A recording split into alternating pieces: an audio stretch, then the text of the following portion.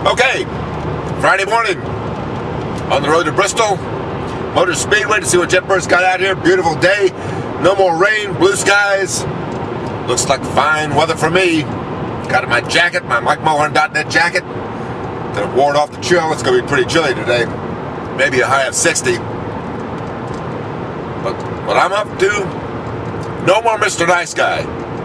I'm tired of giving these guys a break. It's time to call a spade and kick their butts. Give me another cup of coffee and I'll really get fired up.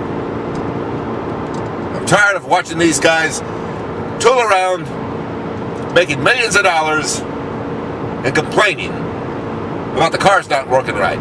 Well, stand up and tell NASCAR to fix the car. They're relying on Goodyear. Goodyear's got some good tires every now and then. I think they need to bring those Vegas tires back in Texas. I'm not so confident that Texas is going to be a great race. They tested Wednesday in Charlotte. Everybody liked those tires, the Vegas tires. Good. My question, why is this car tomorrow still on the racetrack? Why don't we just say, we made a mistake, can it? The nose should be 2 inches longer. It needs more downforce on the nose. So what are they doing with the new nationwide car tomorrow? The one they're going to try and shove down everybody so too? Well, they're taking downforce off the rear. That's a great idea. That's brilliant, okay? Take downforce off the rear because you don't have enough downforce on the front. Make the cars harder to drive. Excuse me, when a race driver is comfortable in a car, like Jimmy Johnson said Wednesday at Charlotte, he drives harder. He drives better. Puts on a better show. And I don't know if you saw the show in California or the show in Atlanta. They were dogs. Sorry, Jim France needs to get up and do something. Get some stuff straightened out. This car tomorrow, they need to fix it. So Goodyear's going to come with new tires, bigger tires. Not a bad idea. They're running these 11 and a half inch wide tires, and they were only goaded into doing that because Hoosier came in with a wide tire back during Tire Wars 2, I think it was. So they came in with a wider tire. These things are over-engined and under-tired, and that's been the line for like 30 years.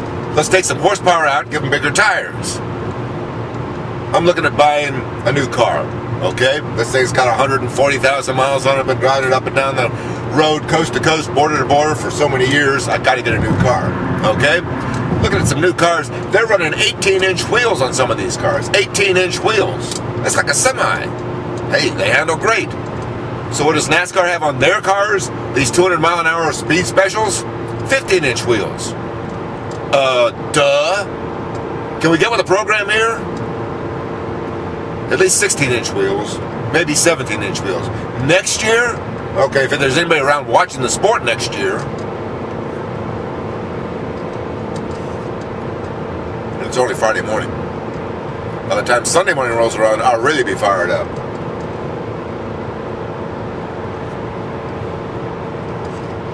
Sponsors. It's another deal. I was talking with Jeff Smith, president of Roush Fenway Racing. He says 4 of his 5 major sponsors are asking for some help. Hey, the economy's turning around now, but this was like a couple of weeks ago. He needs more sponsors. A lot of guys need more sponsors. Tommy Baldwin just signed up with Gary Bechtel. Remember Gary Bechtel? Good guy. I think he got a bum rap the first time around. Spent 10 years, a lot of money in this sport. Really didn't have his operation going right. I think that he needed a better advisor. He's coming back this time. Tommy's going to show him the ropes. That's going to be a force to be reckoned with. Gary's been out in California playing with his dogs in the woods near Yosemite or something like that for the last few years. Ain't nice. Hey, if I was a Bechtel, I'd be playing around too. It's time to get back to business. He's got something to prove. I think he can prove it with Tommy Baldwin.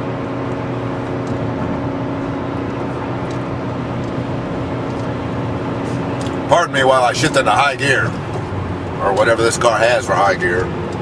Gosh, I'm barely passing the UPS truck. Gosh, what are all these UPS trucks doing here? Must be a race in town.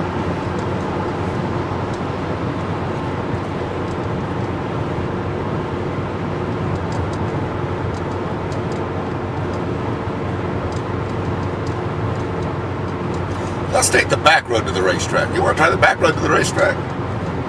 Hey, I got some tricks in this business. Let's see if this thing works. Pardon me while I put down my cup of coffee.